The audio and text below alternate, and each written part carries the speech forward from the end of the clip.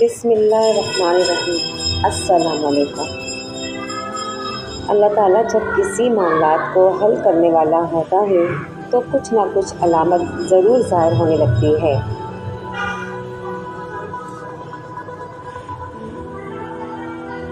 چاہے باہر کی دنیا میں کتنی ہی افراتفری ہو، یہ سکون اس بات کی علامت ہے کہ اللہ تعالیٰ اس کے معاملات کو سنبھالنے والا ہے۔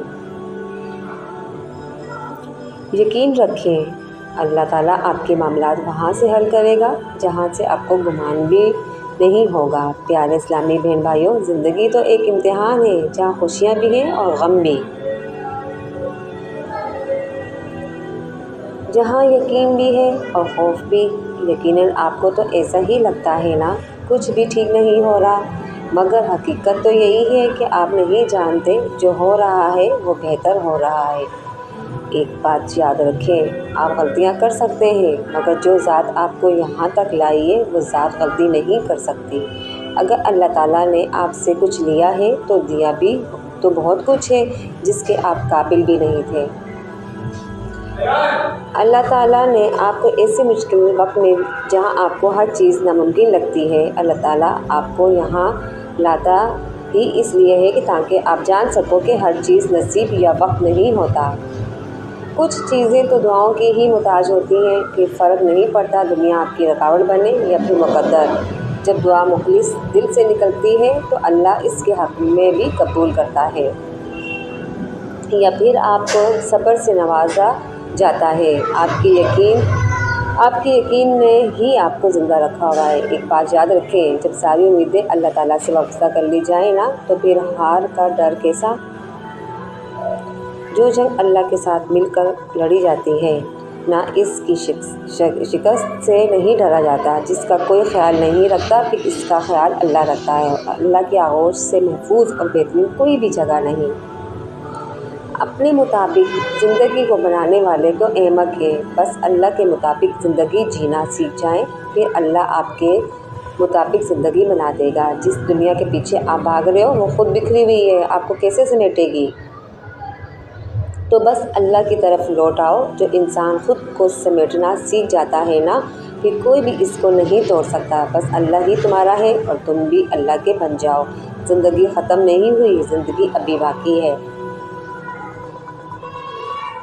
اور بھی اللہ راہیں نکالے گا اور بہت سے نئے دروازے بھی کھولیں گے، منزلیں بھی ملیں گی اور معجزے بھی ہوں گے، داستانیں بھی مکمل ہوں گی اور دعائیں بھی قبول ہوں گی۔ اللہ آپ کو وہ سب دے گا جن کو ملنے کا آپ کا تصور بھی نہیں کر سکتے۔ اتنا طویل سفر کرنے کے بعد یہاں تک آنا اور مسلسل صبر کرنا بے مقصد نہیں ہو سکتا۔ اس کا صلہ اللہ ضرور دے گا۔ اللہ اتنا نوازے گا کہ آپ راضی ہو جاؤ گے۔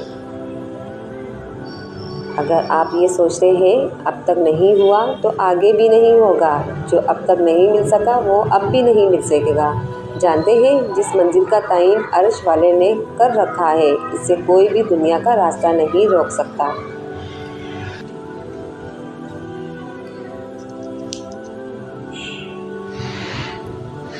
یہ ضروری تو نہیں جو مانگا جائے اسی وقت ہی ہمیں مل جائے، اور یہ بھی تو ضروری نہیں جو چیز نصیب میں نہیں وہ کبھی بھی نہ ملے۔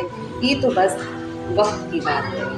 سب کچھ اللہ کی منصوبہ بندی ہے، آپ کے سوچے ہوئے وقت کے مطابق نہ صحیح مگر یہ بھی جان لو جو بھی ہوگا اللہ کی رحمت کے مطابق ہوگا انشاءاللہ۔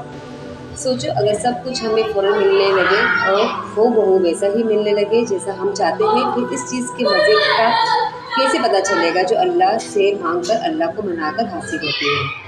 بن مانگے مل جانے کا مزہ ہی تو نہیں ہوتا۔ یاد رکھیں، جب پریشانیاں مشکلات حل ہونے لگتی ہیں اور راستے خود بخود کھلنے لگتے ہیں، یہ اللہ کی طرف سے ایک نشانی ہے کہ اللہ ہمارے حق میں بہترین فیصلہ کر رہا ہے۔ جان لو آپ کی دعائیں سن لی گئی ہیں، مگر یہ وقت آزمائش کا آپ انتظار کتنا کر سکتے ہیں؟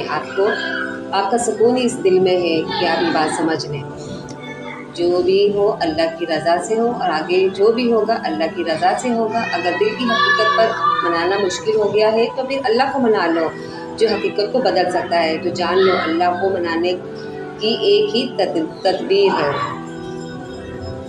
دعا صبر، یقین اور انتظار۔ اللہ نے ہر چیز کو کسی نہ کسی مقصد کے تحت ہم سے وابستہ